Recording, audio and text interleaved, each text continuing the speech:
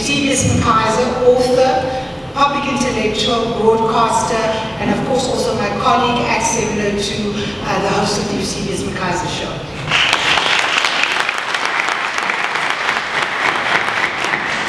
Thank you, Karima. Good afternoon, Dr. Blakens-Zamande, the viewers at home, all my media colleagues who are here. Thank you so much for coming to cover this event. I know there are many events going on today. And most importantly, thank you to the people in the room. I don't know if you're at home, whether you can see, whether you've had a panning of the shot yet, but there are particularly many young people in the room. And I want to start off firstly by acknowledging you and asking you self-indulgently, please give yourself a round of applause.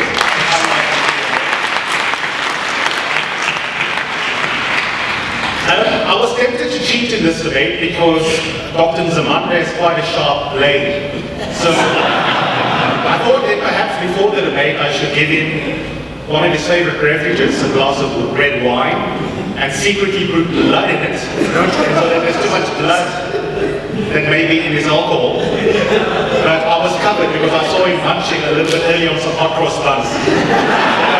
That notwithstanding, I'm looking forward to engaging the Minister. I've got a lot to say about the substance of the claims that he has made, but I'm going to be fair on him and make some positive argument of my own in the allotted 5 minutes that I have left. And only in the second bite, when Karima gives me another chance, will I directly respond to each of the claims that he has made. But I thought what might be useful is for me to tell you what I think about the topic. The position I'm going to take on the question, are we truly free, is that we are not truly free. The slightly longer answer is that we have made enormous strides since 1994. We shouldn't be glib and ahistorical about what we achieved when we defeated the apartheid edifice. However, we also shouldn't romanticize 1994. And one of the nice things about being younger, I'm not that young anymore, but I wasn't old enough to vote in 1994. I turned 40 a couple of weeks ago, is that sometimes, as younger South Africans, we can be very ungrateful about what the likes of Karima or Dr. Zamande did for us collectively as a society, but sometimes we're also usefully, psychologically distant from the past and can be dispassionate about how true we really are. So I want to make a couple of points. Firstly, what does freedom mean to me? Freedom cannot only be defined in terms of political freedom. When ANC politicians talk about freedom and they want to remind you that we are truly free, what they usually mean by that is that we have regular, free and fair elections. They talk about political freedom. I don't think that that conception of freedom is good enough, because political freedom means nothing to someone who's sitting in Alex who doesn't have a home. Political freedom means nothing to a woman who can't jog at 5 in the morning because she might be raped. Political freedom means nothing to a woman like Karima who can't jog past a construction site without being catcalled by men who are misogynistic. Political freedom means nothing to the young people in this room with uniforms on who are at school, the schools that Dr. Blakens-Zamande is so proud of, but who at the end of matric may not be able to slot into the economy because the economy isn't as democratic as our elections. So what do I mean by freedom? I mean by freedom, economic freedom, social freedom. I mean the opportunity to live a life that is filled with flourishing, not just the ability to go to elections every 5 years. And I think we need to be expansive in our definition of freedom. If we then look at the stats, how free are we truly? Well, he is right.